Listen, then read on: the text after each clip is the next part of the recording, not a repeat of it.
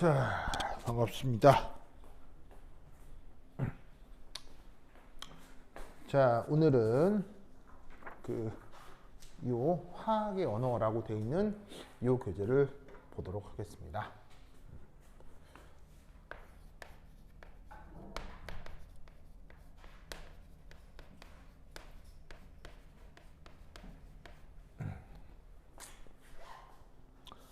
자, 우선 첫 번째, 인류 문명 발전.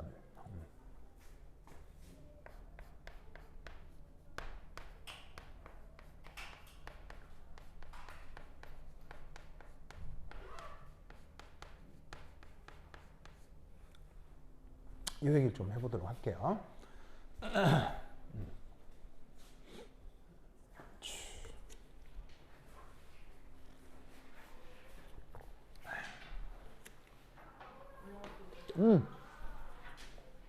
나 앉으세요. 뭐라고? 응? 새콤달콤이요? 내가 다른 건 다 잘 먹는데 새콤달콤만은 내가 그건 도저히 못 먹겠더라고요. 예, 뭐 보통 주시면 감사히 먹는데 그것만큼은 내가 네. 그래서 네, 요거 교재입니다. 여기 있습니다. 네. 무르기 예쁘게 썼어요. 오, 완전 예쁜데요? 요, 대단하다. 자, 봅시다. 자, 이제 화학과 관련해서 가장 기초과적인 화학원에 대한 내용을 이제 좀 더 얘기를 해보도록 하겠습니다. 그래서 이제 정말로 이제 고등학교, 그것도 뭐 영재고나 과학고 같은 특별한 고등학교 말고요. 그냥 우리가 소위 얘기하는 그냥 보통의 고등학교 있죠. 가서 배우는 화학원을 좀 차근차근 해보도록 할게요. 그때 이제 맨 처음 나온 얘기가 바로 뭔 소리야? 뭔 소리? 바로 이제 불의 발견.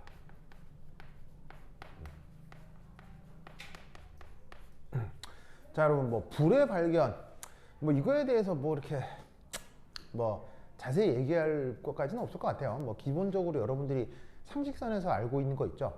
뭐 불을 이용해서 뭐 사실은 난방을 하기도 하고, 그 다음에 사실은 불을 이용해서 또 뭘 하기도 해요. 바로 요리를 하기도 하죠. 그래서 뭐 요리를 통해서 기존에 이제 자연에 있었던 음식을 화학 구조적으로 완전 다른 어떤 구조로 바꿔주는 거예요. 그래서 요리라고 하는 건 매우 화학적인 과정인데, 네. 예? 예, 앉으시면 됩니다. 빨리 앉으시면 됩니다. 예, 앉으세요. 예, 앉으시면 됩니다. 네. 자, 앉으세요. 자, 알겠습니다.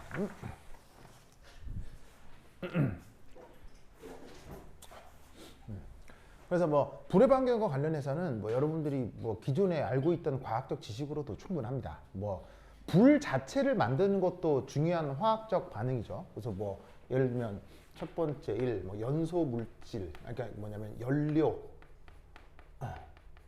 연소라고 하는 현상이 있는데, 여러분 이제 뭐 혹시 이런 말 들어본 적 있어요? 불의 3요소? 불의 3요소? 쩝.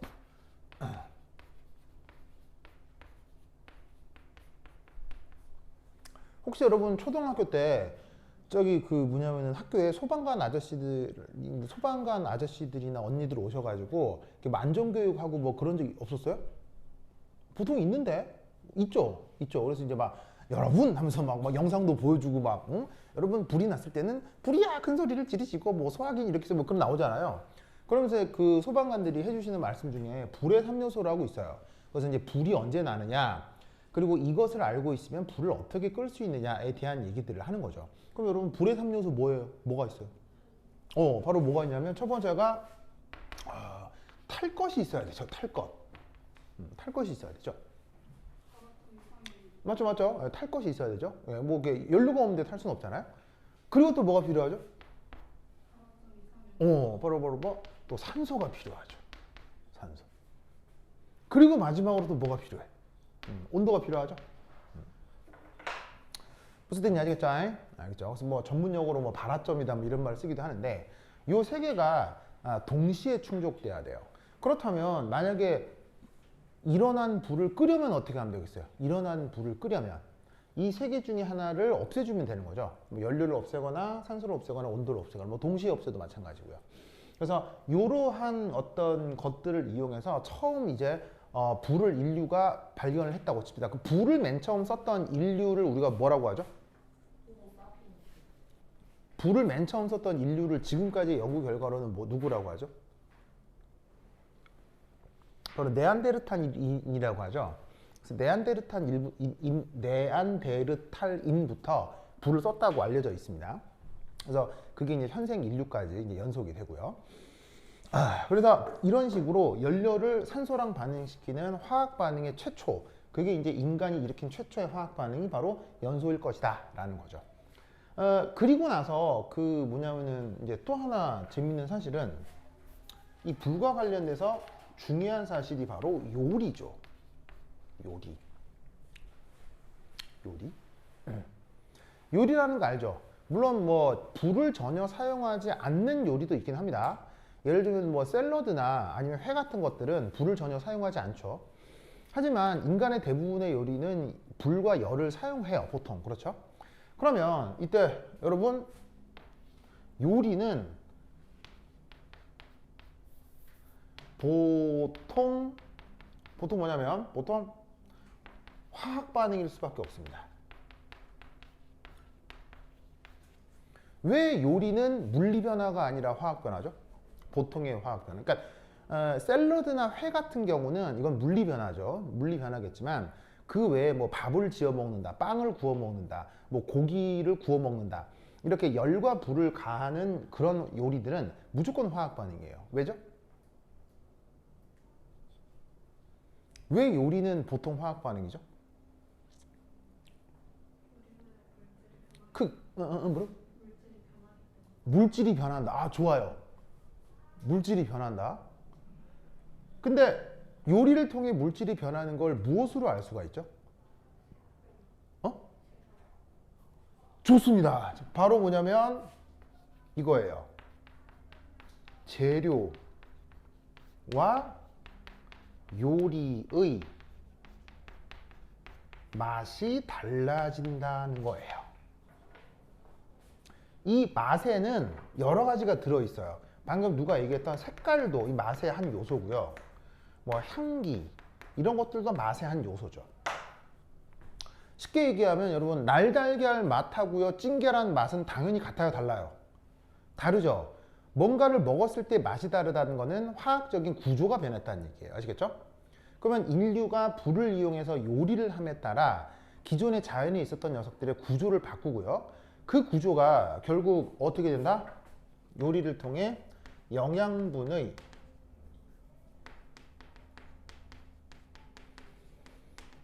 효율적인 흡수를 돕습니다.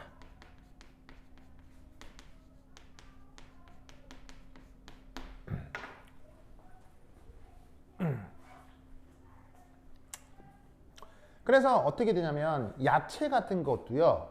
사실은 그 생으로 먹는 것과 익혀 먹는 것 어디가 소화에 더 편합니까?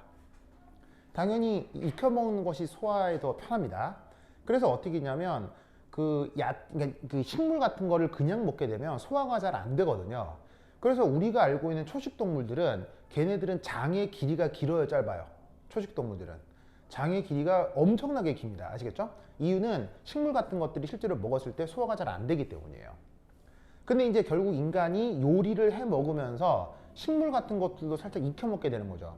그렇게 되면 소화에 편리해지기 때문에 인간의 장 구조가 약간씩 변하게 되는 거죠. 무슨 뜻인지 아시겠죠? 그리고 효율적으로 영양분을 흡수할 수 있다 보니까 인간이 꼭 먹어야 되는 중요한 그 에너지원 중에 뭐 이렇게 물질 중에 단백질이라는 게 있죠. 단백질이 효율적으로 인간이 흡수할 수 있게 되면서 뇌 구조도 약간씩 변형됐다라고 얘기를 해요. 그래서 요리를 하게 되면서 인간의 뇌 용량이 커지고 지능도 발전했다라고 얘기하는 학자들도 있습니다. 알겠죠?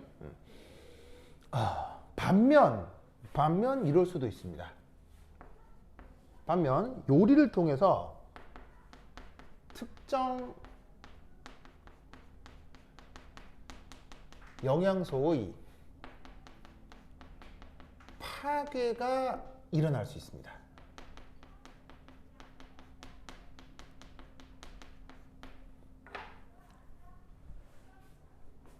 대표적으로 볼까요? 요리를 하게 되면 특정 영양소가 파괴된다. 그 특정 영양소가 대표적으로 누굴까요? 바로 우리가 일부러 약의 형태로 먹기도 하는 바이타민입니다. 비타민 A, B, C, D 뭐 이런 거 있잖아요. 물론 비타민 D 같은 경우는 열 가한다고 잘 부서지는 건 아닌데, 가장 중요한 게 비타민 B하고 비타민 C 이런 것들인데, 얘네들 열을 가하면 구조가 바뀌어요. 그래서 왜 우리가 그 비타민을 흡수하려고 하면 야채나 과일을 생으로 먹어요, 익혀 먹어요? 비타민을 먹으려는 목적이라면 야채나 과일을 당연히 익혀 먹어요, 생으로 먹어요? 생으로 먹죠. 그러니까 야채를 익혀 먹을 수도 있지만 그건 소화에는 도움이 되지만, 야채나 과일을 너무 강하게 익히면 그 안에 있는 바이타민 같은 게 부서져서 섭취하기가 어려워진다고요. 무슨 뜻인지 아시겠죠? 그래서 요리에는 저런 단점도 있어요. 그러다 보니 혹시 여러분 그 에스키모라고 북극에 살았던 사람들 아세요? 사실 요즘은 에스키모다 아니다가 구분이 좀 없어졌죠. 이유는? 바로 지구온난화 때문에. 지구온난화 때문에 북극이 남아있어요? 북극이 대부분 사라지고 있어요? 북극이 사라지고 있기 때문에 그 에스키모인들의 북극에서의 전통적인 삶이 많이 없어지고 있습니다. 애석하게도.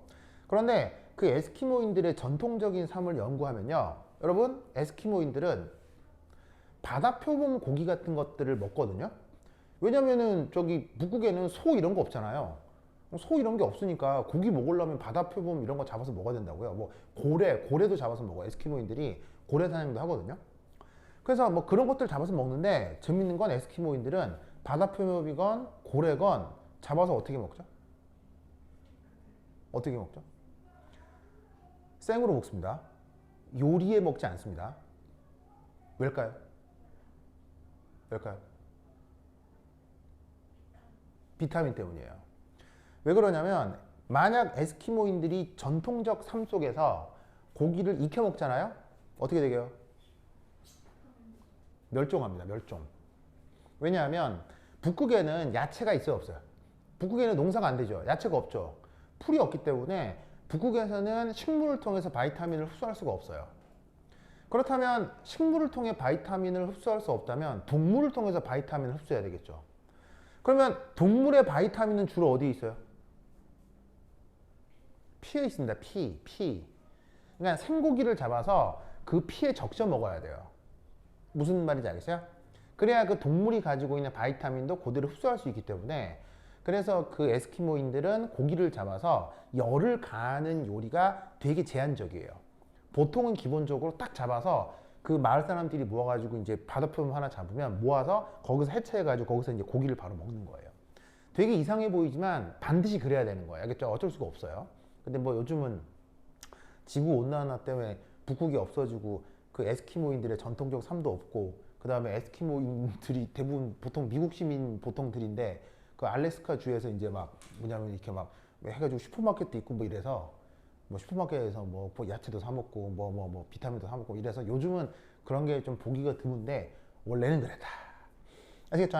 그래서 당연히 이제 불의 발견이 화학하고 그래서 관계가 있겠어 없겠어요? 아주 밀접한 관계가 있을 것이다. 그래서 요 관련해서 이제 얘기를 하나하나 해보도록 하겠습니다.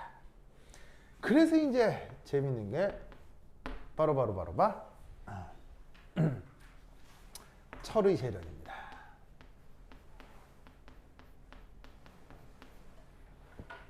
철의 재련.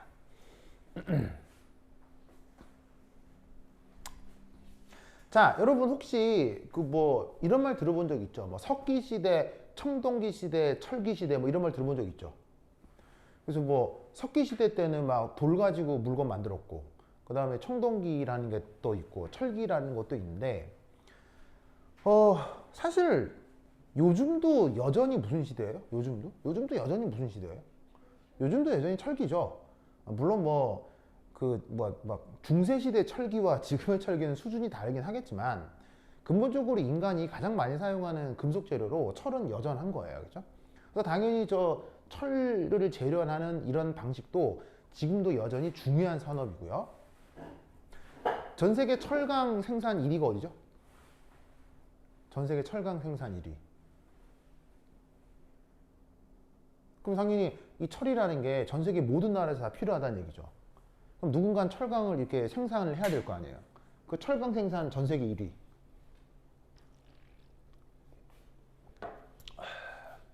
우리나라입니다. 우리나라입니다. 근데 이제 최근에 이제 중국이 워낙 공장 등을 많이 지어서 중국이 1위가 되기도 하는데 전통적으로는 우리나라입니다. 그렇죠? 네. 사실은 우리나라가 전 세계 유통되는 철강의 거의 대부분을 우리가 생산하고 있다고 해도 과언이 아니에요. 결국 이 말은 무슨 말이냐면 우리나라가 스탑 하게 되면 이게 우리나라의 문제로 끝나는 게 아니란 얘기예요. 그러니까 우리나라가 뭐가 이상해지면요, 그게 다른 나라에도 영향을 준다 안 준다? 아주 큰 영향을 줍니다. 그래서 사실은 우리나라는 그렇게 만만한 나라가 아닙니다. 그렇죠? 굉장히 중요한 나라인데 그 철의 재련이라는 관점에 봐서도 그렇다는 거죠. 자, 그럼 이 철의 재련이라고 하는 게 뭐냐? 이제 하나하나 살펴보도록 하겠습니다. 자, 우선 첫 번째 철의 재련의 goal. 왜 이런 짓을 하려고 하는지 그 목적을 한번 살펴보도록 하겠습니다. 자, 철의 재련이라고 하는 건 근본적으로 이겁니다. 예. 자, Fe2O3라는 물질이 있는데 얘 이름 전문용어로 뭐라고 할까요? 전문용어로. 전문용어로 뭐라고 하냐면 예, 산화철 좋습니다. 산화철 좋은데 그 산화철이라고 하는 건 화학 전문 용어고요. 산업 전문 용어로는 뭐라고 해요? 산업 전문 용어로. 산업 전문 용어로. 바로 다 들어본 말입니다. 내가 뭐 어렵게 질문한 것 같은데 철광석이요. 철광석. 철광석이란 말 들어본 적 있죠? 그래서 화학에서는 산화철이 맞는데 산업 현장에서는 철광석이라고 하는 거죠. 그래서 쟤를 데리고 와서 기본적으로 찜을 찌는 거예요. 찜을 쪄. 앞으로 이제 이런 세모 표시가 보일 텐데 이런 세모 표시의 뜻은 가열입니다. 열을 가한다. 자, 그래서 뭘 만드냐면 얘를 요렇게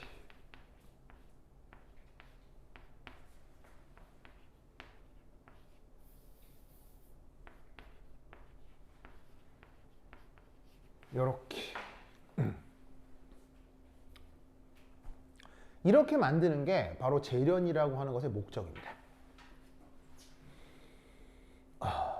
아시겠죠? 그러면 우리는 잘 압니다. 이렇게 만들어진 Fe, 철이라고 하는 게 바로 반짝반짝한 금속성의 대명사라는 거. 아시죠? 그래서 저 철 가지고 뭐 만들어요? 뭐 칼도 만들고 숟가락도 만들고 포크도 만들고 막 건물에 뭐 재료로도 만들고 뭐 시계도 만들고 뭐도 만들고 뭐만 알겠죠? 이거 가지고 별의별 걸 다 만들잖아요. 그래서 이 철이라고 하는 것의 물리적인 성격이 반짝반짝한 금속성을 갖고 이게 이제 경제적 가치가 있기 때문에 이걸 얻어내는 게 목적이죠. 근데 되게 묘한 거는 얘가 이름이 산화철 혹은 철광석이라고 했죠. 근데 이 녀석에 또 다른 이름이 있어요. 쟤의 일상생활 이름은 뭐죠? 우리 일상생활에서는 쟤를 뭐라고 하죠? 우리 일상생활에서 우리 평범한 사람들이 말할 때 쟤를 뭐라고 부르죠? 그러니까 화학과에서는 이렇게 부르고 제철 공장에서는 이렇게 부를 거고 일상생활에서는 뭐라고 부르냐고요. 근데 얘기해주면 다 아는 거예요. 여러분 다 아는 말이에요. 바로 얘 이름은 녹이에요. 왜 녹슬었다 할 때 그 녹 있죠? 그 녹이에요. 그럼 여러분 녹 쓴 거 본 적 있어요 없어요? 당연히 본 적 있지. 지구에 사는 인간이라면 이걸 못 볼 수가 없거든. 무슨 말 알겠죠? 쇠에 녹슨 거 본 적 있죠? 그럼 여러분 그 쇠에 녹슨 개는 반짝반짝한 금속성이 있어요? 이거하고는 전혀 다른 성격을 가져요. 여러분 이 금속에 녹슨 걸 보고 반짝반짝한 금속성을 떠올리는 건 굉장히 어렵죠. 왜냐면 얘 자체가 색깔도 어때요? 색깔도 시뻘건색에다가 성격도 반짝반짝한 금속성이 아니라 부슬부슬 부서지죠.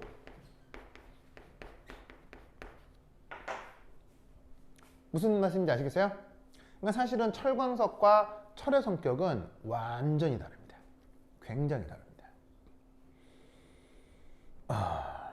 굉장히 다르다.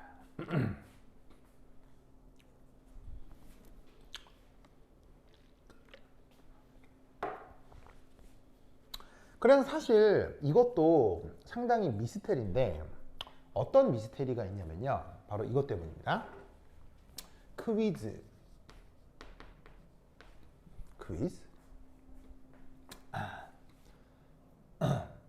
전 우주 그리고 혹은 지구를 포함해서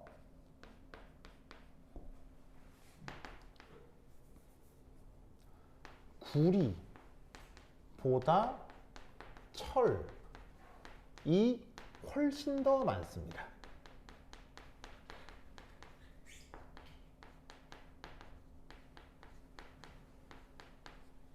훨씬 더 많습니다.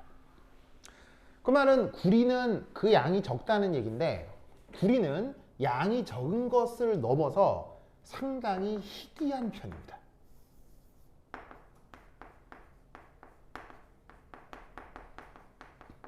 우리 지구뿐 아니라 전 우주적 스케일에서 봐서도요.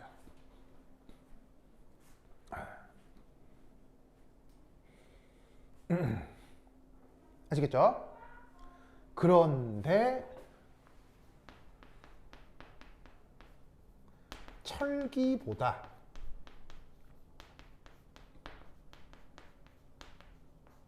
청동기가 앞서는 이유가 뭘까요?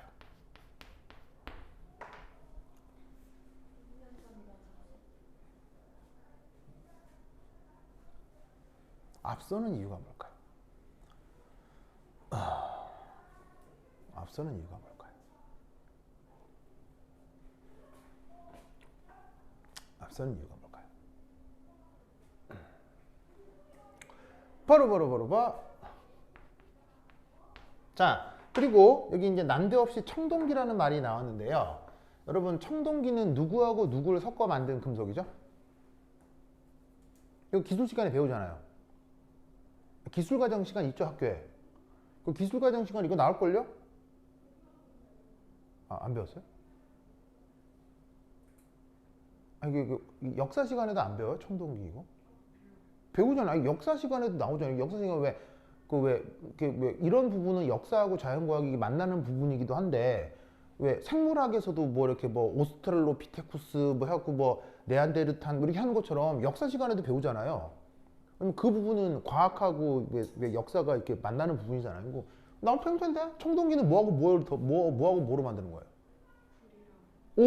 바로 대부분의 구리에다가 뭐를 섞죠? 바로 소량의 그 주석이라고 하는 녀석을 섞어서 만드는 금속 합금을 청동기라고 합니다. 그래서 이제 주석이 들어가긴 합니다만 어쨌건 구리가 주기 때문에 청동기가 유지되려면은 구리가 꾸준히 이렇게 재련이 되어 있어야 된다고요. 알겠죠? 그런데 왜 희귀한 구리를 사용하는 청동기가 먼저 왔을 거냐? 바로 이것 때문입니다. 첫 번째 일. 철기보다 청동기의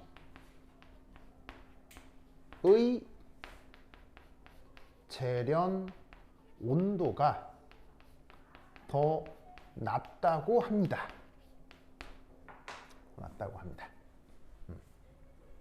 자, 아무래도 온도를 올리는 건 그 어려운 일이에요, 힘든 일이에요. 고온을 아주 고온을 만들거나 아주 저온을 만드는 건 당연히 에너지적인 관점에서 봤을 때 쉽진 않겠죠. 알겠죠? 그런 관점에서 철기보다는 청동기가 훨씬 더 고온이 필요했기 때문에 기술적으로 만들기 어려웠다라는 얘기가 어디에 나올 거냐면 바로 기술 과정 시간에 나올 거란 말이에요. 그런데 이건 기술 선생님이 물었을 땐 이렇게 답하는 거고요. 화학과 교수가 물었을 때는 이렇게 답하면 안 되는 거예요. 틀린 답은 아닌데 화학과 교수가 원하는 답은 이게 아니에요. 뭐죠? 뭐죠? 바로 이겁니다. 금속의 반응성 때문이에요. 자, 반응성이 어떻게 되냐면 철과 구리를 비교했을 때 철 쪽이 훨씬 더 큽니다. 그래서 어떻게 되냐면 자연계에서, 자, 자연계란 얘기는 자연이요. 땅 파면 나오는 거 무슨 말인지 알겠어요? 그냥 산에 가서 땅 파면 나오는 그런 상태, 그런 걸 우리가 자연계라고 하죠. 자연계에서 철은 100% 무조건이라는 얘기죠. 무조건 Fe2O3 상태입니다.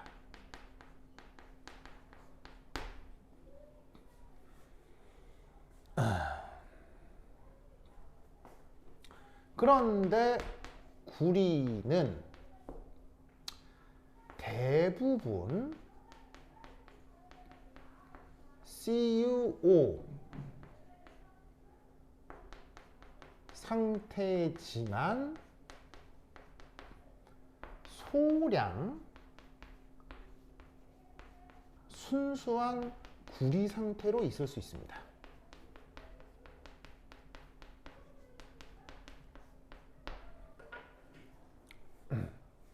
자, 이게 어떤 거냐면,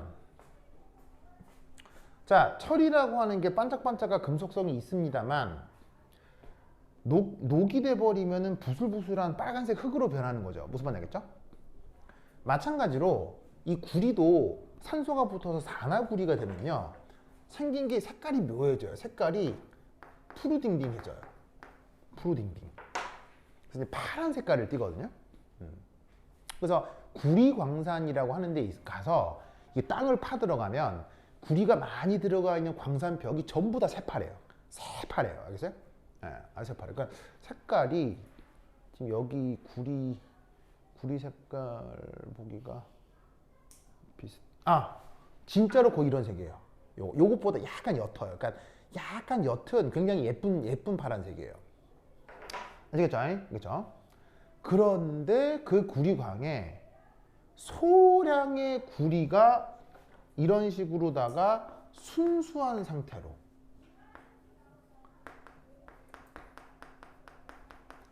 반짝반짝 금속성을 발하면서 일부 약간 있을 수 있어요. 뭔 말인지 아시겠어요?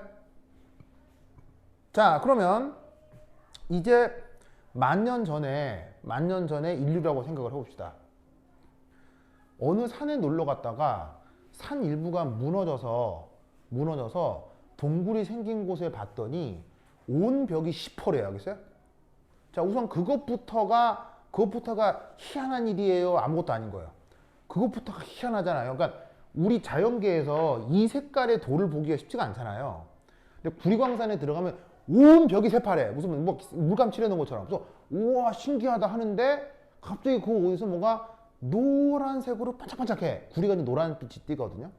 노랗게 반짝반짝. 그러면 생각해봐. 예나 지금이나 사람은 반짝반짝하는 거 싫어해, 좋아해? 예나 지금이나. 뭔 말인지 알겠죠? 예나 지금이나 반짝반짝하는 건 사람이 다 좋아하잖아. 그리고 시퍼렇다고 봤는데 거기서 뭐가 반짝거려. 뭐니? 해 봤더니 그게 뭐가 노란색이 이게 노란색이는 푸른 돌 사이에 노란색 반짝반짝하게 끼어들어가는 거야, 이렇게. 그럼 딱 봐도 신기해 안 신기해? 신기하잖아. 이럴 수 있는 이유가 반응성이 크지 않아서요. 알겠어요? 그러면 이게 사람 눈에 보이기 때문에 사람은 어떻게 됐어? 뭐지? 하다가 이렇게 막 끌고 보기도 하고 무슨 말인지 알겠어요? 떼보기도 하고 떼서 만져보기도 하고 그러면 자연스럽게 이 녀석의 물리적 성격에 대해서 측정하게 되는 거지. 그럼 이걸 이용하면 뭔가를 만들 수 있겠다 라는 상상이 가능한 거예요. 상상이 가능하다고. 알겠어요?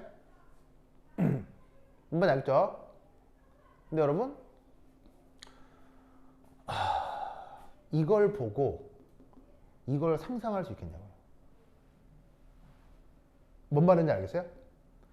아무리 얘가 이것보다 재련하기 어렵다 뭐 쉽다 그걸 떠나서 부슬부슬 부서지는 길가에 널려있는 흙이잖아요. 흙 있잖아요. 흙 안에 철 잔뜩 들어있어 사실은. 그 식물 밑에 있는 그 흙 거기에서 이거를 끓여가지고는 이 반짝반짝한 걸 만들어낼 수 있다를 상상할 수가 있겠냐고요. 무조건 자연에서는 이렇게 존재하기 때문에 상상하기가 어려운 거예요. 이 상상에 10,000년 이상이 걸리는 거예요. 무슨 뜻인지 알겠어요? 그래서 뭐가 먼저 온 거다? 청동기가 먼저 오고 철기가 나중에 온다라고 화학과 교수한테 얘기해야 돼. 알겠어요? 화학과 교수한테 이런 얘기하면 웃으십니다. 알겠어요? 아, 그렇죠. 그렇죠. 그런데 이게 되는 거야. 그래서 화학과 교수한테 이런 얘기를 해야 돼. 알겠죠? 무슨 말 알겠습니까? 그래서 철기가 나중에 온 것이다. 알겠죠? 그래서 여담이긴 하지만 그래서 등장한 이론이 바로 외계인 발생설이에요. 무슨 말인지 알겠어요? 여러분 그 외계인을 믿고 그게 하나의 종교가 된 사람들이 있는 거 알죠? 그거 아세요? 나에게 외계인이 있냐라고 묻는다면 외계인이 있냐라고 묻는다면 나는 있다라고 대답해요. 하지만 그 외계인이 지구에 왔을 거냐라고 묻는다면 내 개인적인 의견은 불가능하다라고 대답하고 싶어요. 그러니까 전 우주의 외계인은 분명 있어요. 분명 있으나 그 외계인이 지구에 왔을 거다라고 하는 건 어떻게 된다? 그건 쉽지 않았을 거다라고 얘기하고 싶어요. 왜냐하면 아시다시피 전 우주는 커요, 작아요? 무지막지하게 크죠? 무지막지하게 커서 어떻게 되냐면 지금 지구를 기준으로 가장 가까운 별이 어디예요? 지구에서 가장 가까운 별. 태양이죠, 태양. 그런데 태양 말고 가장 가까운 별이 지구로부터 또 있을 거 아니에요. 그 별까지의 거리가 얼마냐면 지구에서 태양까지도 우주선을 타고 가면 몇 개월을 타고 가야 되거든요. 근데 지구에서 태양 말고 그 다음 가까운 별이 지구에서 4광년 거리예요. 4광년이라는 게 무슨 말이에요? 이런 광년이란 말은 들어본 적 있죠? 뭐 미친 전자라는 뜻이 아니고요. 무슨 뜻이에요? 빛의 속도로 달려가는 걸 광년이라고 부르잖아요. 4광년이면 빛의 속도로 4년을 날아가야 된다고. 그럼 여러분들이 과학에 약간만 관심이 있다면 뭐 빛의 속도라는 게 일정하다, 정해져 있다 이런 말도 들어본 적 있죠. 그래서 막 그거 왜 아인슈타인의 특수상대성 이런 얘기도 들어봤을 거예요. 그럼 뭐냐면 우리 별에서부터 우리 지구에서부터 그 다음 별에 있을 생명체가 있을 수 있는 행성까지 가려면 빛의 속도로 4년을 달려가야 된다고. 근데 빛의 속도까지 도달하기도 어려울 뿐더러 빛의 속도보다 빠를 수도 없고 이런 얘기 들어본 적 있죠? 그런데 여기서 또 하나의 문제점은 뭐냐면요. 여러분 내가 밥 먹고 내가 걸어 다니려고 해도 에너지가 필요하죠. 그래서 우리는 밥을 먹잖아요. 무슨 말 알겠어요? 밥 못 먹으면 못 걸어 다니지. 밥 먹고 에너지는 걸어 다니잖아. 그러면 자동차도 기름을 넣어야 밟아야 갈 거 아니에요. 그러면 그래 4광년 오케이. 그래서 우주선 만들었는데 우주선이 이 빛의 속도로 갈 수 있어. 자 그러면 좀 힘든 일이면 우리 4년 동안 우주선 타고 가보자. 무슨 말 알겠어요? 그럼 4년 동안 우주선 타고 저기 간다고 치자. 그러면 그 우주선에서 뭐가 필요해? 연료가 필요하겠지. 4년 동안, 꼴랑 4년 동안 사광연으로 4년 동안 달려갈 때 필요한 연료의 양이 얼마인 줄 아세요? 그때 연료가 있을 거 아니야. 왜 자동차 갈 때 휘발유 넣으면 이게 뭐냐면 이 휘발유 영원한 게 아니라 이 소모가 되잖아. 그럼 당연히 우주선 만들어 사광연 가면 연료 있어야 될 거 아니야. 그 연료 양이 얼마인 줄 아세요? 얼마인 줄 아세요? 이 얘기 들으면 외계인은 지구에 올 수가 없어요. 바로 뭐냐면 태양 하나를 다 써버려야 4광년을 갈 수 있어요. 태양이 에너지 덩어리잖아요. 그 태양의 에너지를 그걸 다 써야 4광년까지 날아갈 수가 있다니까요. 그럼 이건 무슨 말이냐면 그런 식으로 먼 거리 비행을 하려면 뭐를 달고 다녀야 돼? 태양 같은 걸 달고 다녀야 돼. 가면서 필요하면 태양 좀 뜯어다가 우주선 넣고 쭉 그걸 다 써야 돼. 그래야지 그걸 갈 수 있어. 무슨 뜻인지 아시겠어요? 그렇다면 외계인이 있을 수는 있으나 지구에 왔을 거다. 또 모르죠. 뭐 별의별 뭐 기가 막힌 수를 써서 왔을 수는 있으나 지금까지 인간이 생각해 놓은 이 자연과학 기술을 토대로 봤을 때는 자연과학을 토대로 봤을 때는 외계인이 있을 수는 있으나 그게 지구 그 외계인이 왔을 거냐 이거는 상당히 미지수다. 알겠죠? 미지수다. 요 연료 얘기는 들어본 적 없죠?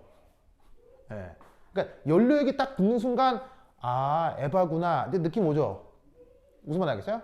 그러니까 외계인이 있을 수 있으나 지구에 오는 건 쉽지가 않아요. 그렇죠? 가는 것도 마찬가지고 오는 것도 마찬가지고. 하지만 그 외계인을 가정하는 것의 이유가 바로 이거예요. 이걸 어떻게 상상해내냐는 거예요.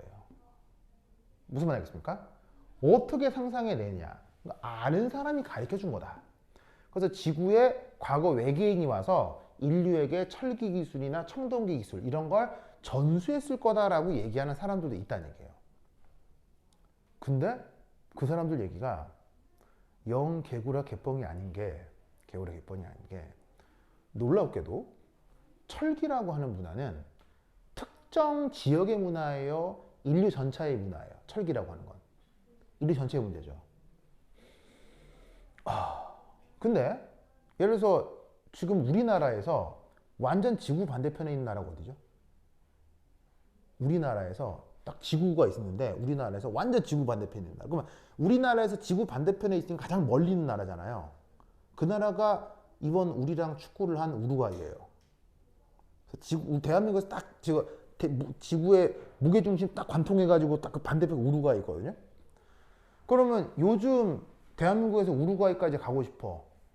얼마나 걸려요? 비행기로 20시간 정도 걸립니다. 왜냐하면 직항편이 없어가지고요. 미국으로 갔다가 거기서 비행기를 갈아타고 또 가야 돼요. 그래서 20시간 짧은 시간은 아니지만 그래도 좀 몸 하루 피곤하면 충분히 갈 수 있는 거리잖아요. 근데 여러분 2만 년 전에 지구 반대편까지 간다. 얼마나 걸릴까요? 2만 년 전에. 2만 년 전에.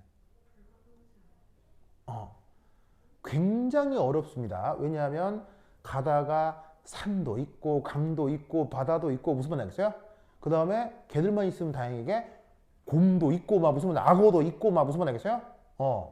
죽습니다. 가다가 죽습니다. 근데 그 모든 역경을 어떻게 해결해서 뭐 강이 있으면 떼목 만들어서 가고 막 무슨 말 알겠어요? 가면은 계산상 한 7, 8년 넘게 걸립니다. 7, 8년.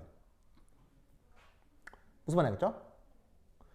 그런데 놀라웠게도 지구의 철기가 만들어진 그 유물을 분석하면요. 놀라웠게도요. 어느 지역의 지구 반대편에서도 똑같은 시기에 철기가 동시다발적으로 나타납니다. 무슨 말인지 알겠어요? 여러분 기술이라고 하는 건 누가 만든 다음에 전파를 시켜야 되잖아요. 야 내가 이거 했는데 이거 좀 봐봐라 이렇게 가르쳐줘야 되는 거잖아. 근데 철기는요 묘하게도 전 지구에서요 진짜 폭탄이 터지듯 철기는 갑자기 빵 하고 지구 전체에서 한꺼번에 확 나타나요. 무슨 말인지 알겠어요? 그러니까 뭐냐면 누군가는 상상했고 누군가는 상상 안 했을 수 있잖아요. 근데 이 상상의 시기가 똑같다니까요. 희한하죠. 희한하죠. 그러니까 이 상상이라고 하는 게 누구는 먼저 생각했을 수 있고 누구는 늦게 생각할 수도 있잖아. 그럼 어디서는 철기가 먼저 나오고 어디서는 철기가 늦게 나와야 되는 거 아니야. 지구도 작은 행성이 아니기 때문에. 근데 지구의 연대 측정을 해보면 철기가 나타나는 시기가 거의 비슷해요. 신기하죠. 그러면 이 문제를 고고하게 해결할 수 있느냐? 못해요. 그래서 나온 게 외계인 발생설이에요. 그래서 외계인이 지구에 와가지고 한꺼번에 다 가르쳐줬다. 뭐 이런 이론이 있거든요. 근데 사실 좀 외계인 발생설은 좀 황당한 게, 그럼 이 외계인을 다른 말로 치환하면 뭐예요? 외계인을 다른 말로 치환하면 신이잖아요. 신이 와서 가르쳐줬다는 외계인이 와서 가르쳐줬다 같은 말이잖아요. 무슨 말인지 알겠어요? 그러면 어떤 일이 벌어졌는데 이유가 뭐냐? 신께서 그렇게 하셨어. 그러면 뭐 그래 뭐 그런 것 같은데, 그럼 이게 신이 어떤 사태의 원인이다라고 얘기를 하면 뭐 하는데 이게 설명은 되지만 이게 근본적인 이유라고 하기 좀 그렇잖아요. 모든 것에 대한 이유를 갖다 붙을 수 있잖아요. 신 때문에 그렇다고 하면. 사실은 외계인 발생설은 충분히 생각해 볼 수도 있으나 엄밀히 얘기하면 근본적 이유를 설명하고 있다라고 보여지진 않는 거예요. 무슨 뜻인지 아시겠죠? 알겠죠? 뭐 여하튼 그렇다. 그래서 누가 먼저 왔다? 철기가 먼저 왔다를 이렇게 설명해야 됩니다. 알겠죠? 알겠죠? 그런데 이때 문제가 생깁니다. 다시 철기로 와서 어떤 문제가 생기느냐? 빠라바라바라바, 이때 열을 가한다고 했죠. 이때 온도가 짜잔 이렇게 됩니다. 온도가 몇 도라고요? 1200도입니다. 그럼 여러분 1200도라는 온도는 높은 온도예요? 낮은 온도예요? 당연히 높은 온도죠. 그럼 여러분 잘 봐요. 당연히 높은 온도를 얻기 위해서는 뭐가 필요하겠어요? 높은 온도를 얻기 위해서는. 자, 높은 온도를 얻기 위해서는, 그러니까 이게 경제학적 용어로, 우리 일상 용어로 온도를 높게 얻고 싶어. 그럼 경제학적으로 일상 용어로 뭐가 필요해? 뭐라고? 방금 누가 얘기했는데? 높은 온도를 얻고 싶어. 그럼 뭐가 필요해? 경제학적으로 뭐가 필요해?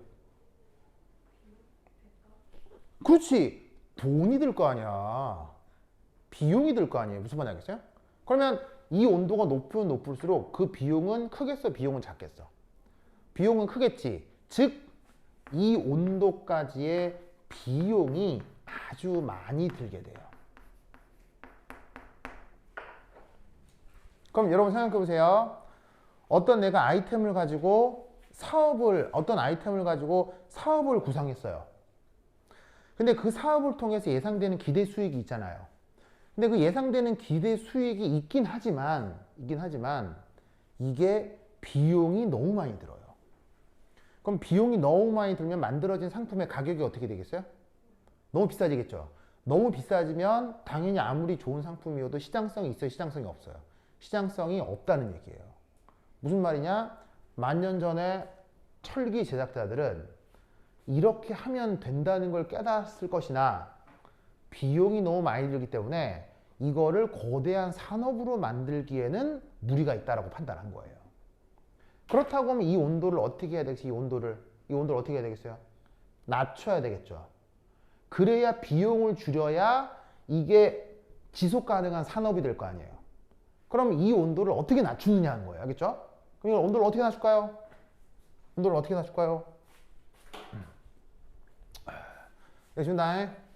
되겠습니다. 아이고. 저 온도를 어떻게 낮추느냐. 그래서 사용하는 방법이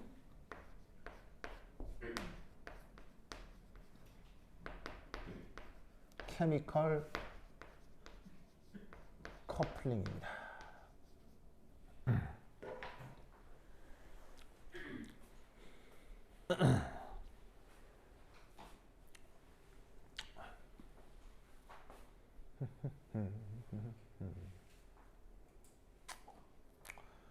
자, 이게 뭐냐?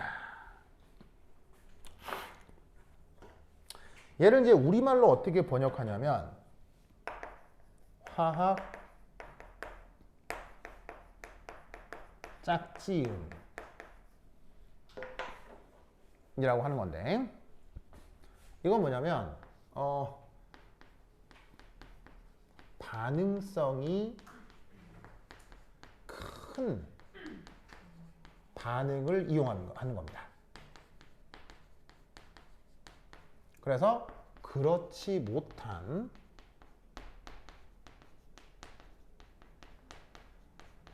반응을 동시에 진행시키는 테크닉입니다. 이런 걸 이제 케미컬 커플링이라고 하는데,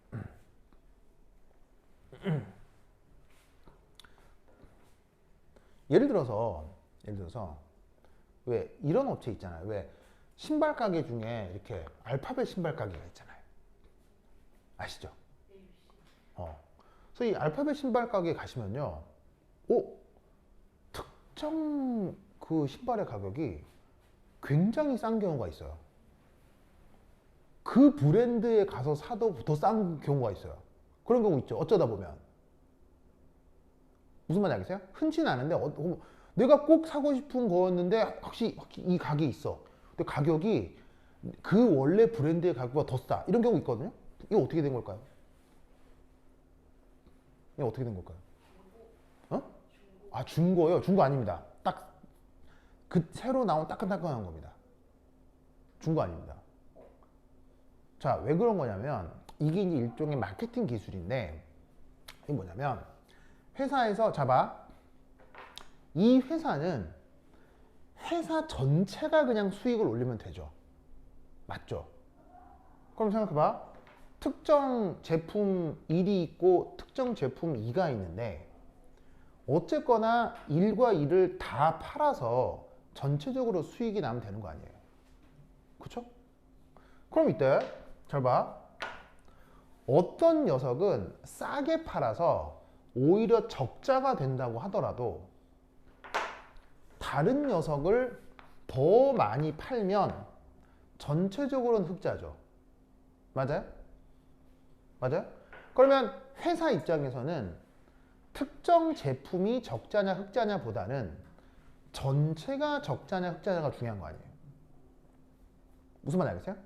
그러면 이런 회사들은, 이런 상사들은 어떻게 하냐면 특정 인기 있는 제품을 가져다가 아주 싸게 후려치는 거예요.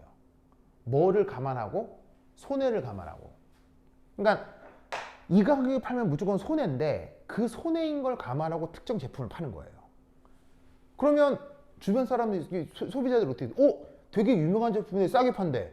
그러면 어떻게 되게 순간 그 신발의 원 매장이 아니라 여기 와서 사게 될 거 아니에요.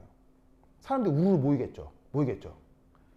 그런데 여러분, 사람의 취향은 똑같아요? 사람의 취향은 다 달라요?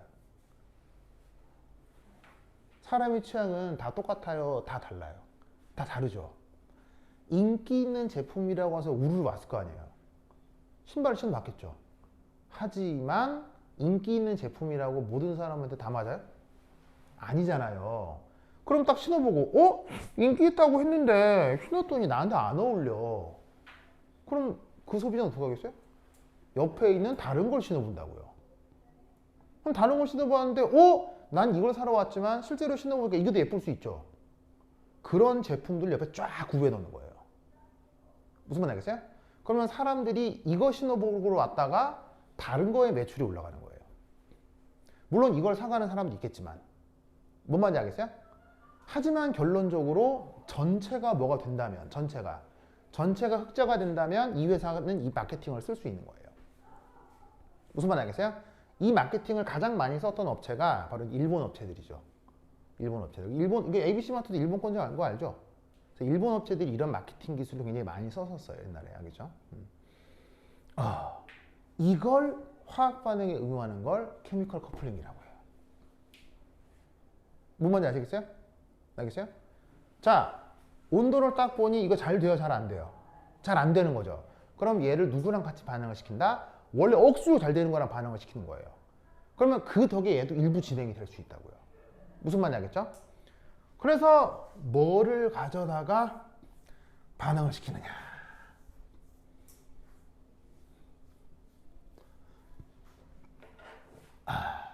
바로 코크스라고 하는 녀석입니다.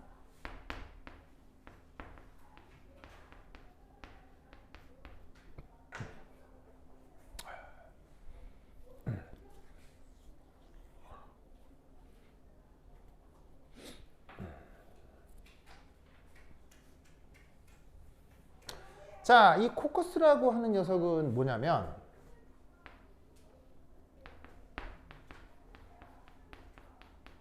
탄소 덩어리입니다.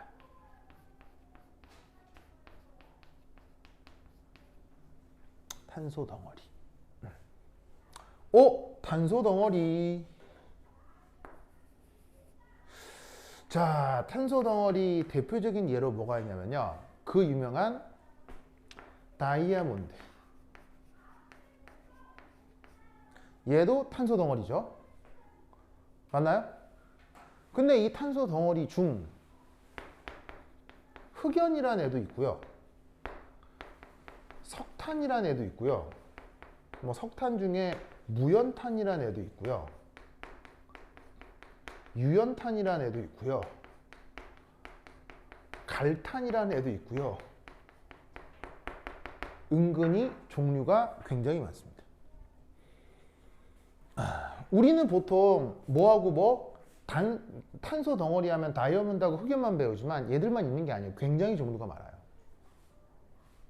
알겠죠? 굉장히 종류가 많습니다. 그리고 이 탄소 덩어리는 이 다이아몬드를 제외하고는 원래 우리 지구에 많이 있겠습니까? 별로 없겠습니까? 우리 지구에 억수로 많습니다.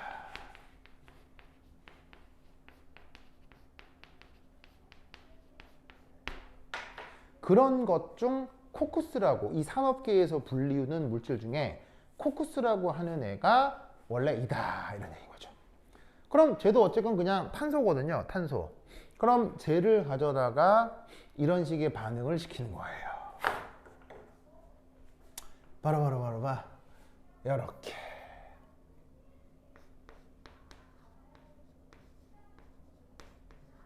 짜잔.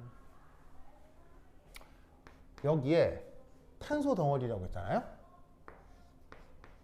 탄소예요.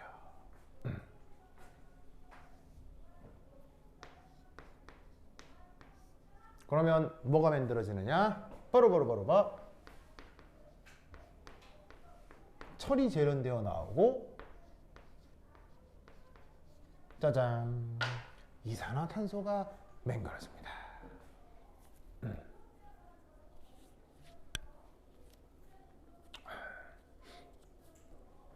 알겠죠? 그러면 양변의 화학 양론 계수를 맞추면 여기 철이 2개죠? 그럼 여기도 2 써주시면 되고요. 여기 산소가 3개니까 여기다가는 2분의 3이라고 써주면 되고요. 탄소가 2분의 3개니까 여기다가 2분의 3이라고 쓰면 양변의 질량 보존이 성립하겠죠. 자, 그냥 철을 가져다가 끓이면 철에 산소가 만들어지지만 코크스를 넣고 같이 끓여주면 어떻게 된다? 이산화탄소가 만들어지면서 철이 만들어질 수 있다는 얘기예요. 아시겠죠? 알겠죠? 이때 또 이런 일이 벌어집니다.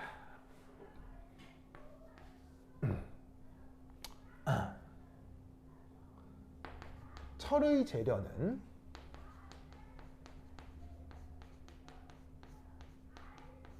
혹시 뭐 여러분 이런 말 들어본 적 있어요? 용광로? 용광로란 말 들어본 적 있어요? 그래서 왜 뭐 저기 우리나라에 되게 유명한 제철에서 있잖아요. 포항제철 같은 거. 이런 데 보면은 막 홍보 영상 같은 데서 보면 큰 쇳덩이에서 시뻘건 쇳물 막 나오는 뭐 그런 거 영상 본 적 있죠. 그래서 그 큰 덩어리 그릇을 용광로라고 하는데 그 용광로에서 철이 재련된다 이런 말을 들어본 적 있죠.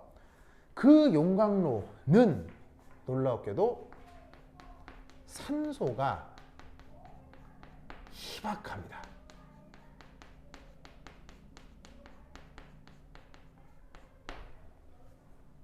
그래서 산소가 희박하기 때문에 어떤 일이 벌어질 수도 있냐면 이 탄소 덩어리가 희박한 산소랑 반응을 하야 짜잔 이게 맹그러질 수도 있어요. 네. 산소가 희박 조건이다. 예, 희박 조건이다. 예. 산소가 희박한 조건이다. 용광로는. 용광로 안에 산소가 되게 적게 있다는 얘기. 그럴 수밖에 없어요. 그 왜 그런 건지는 조금 이따 말씀드릴 텐데. 그러면 어떻게 되냐면 산소가 양이 작기 때문에 탄소가 이때 이런 말을 써요. 불 완전 연소라는 표현을 써요. 가 되면서 요런 물질, 얘 물질 이름 뭐예요? 그 유명한 일산화탄소죠.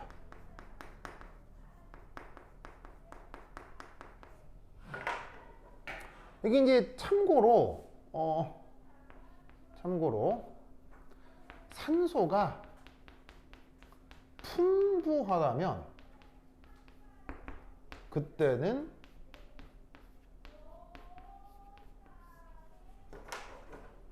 완전 연소가 되면서 그때는 이산화탄소가 만들어지죠.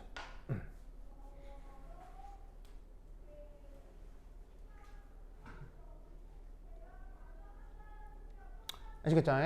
이렇게 됩니다.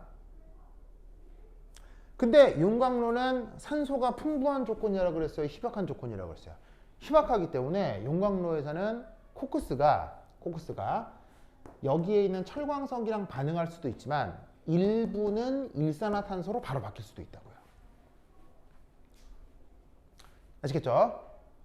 그러면 이때 어떤 일이 벌어지느냐? 3. 저 일산화탄소 역시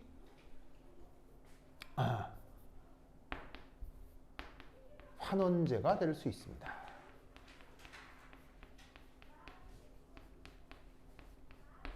자, 무슨 말이냐면 요게 산화철이죠? 아까 누구랑 반응하는 거?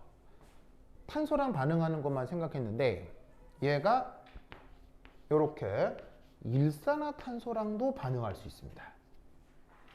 그러면서 바로 철이 재련되어 나오는데 이때 이산화탄소가 만들어질 수 있죠. 아시겠죠? 그래서 어떻게 되냐면 원래는 그냥 코크스만 넣었어요. 넣은 건데 이 코크스가 보시다시피 코크스가 철광석이랑 바로 반응을 하면 철의 이산화탄소가 나타나면서 철이 재련되는 건데 이 코크스가 하필 철이랑 바로 이 철광석이랑 바로 반응하지 않고 그냥 산소랑 연소가 돼서 일산화탄소가 될 수가 있다는 얘기예요. 왜? 용광로는 산소가 희박하니까.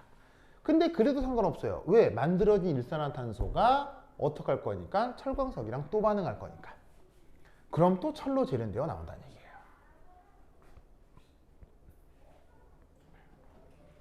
뭔지 아시겠죠? 알겠죠? 그러면 이때 여러분 4. 이 경우 온도는 900도씨로 떨어집니다. 즉, 이 모든 일이 벌어지는 온도 조건이 900도씨가 된다는 얘기예요. 900도씨가 된다는 얘기예요.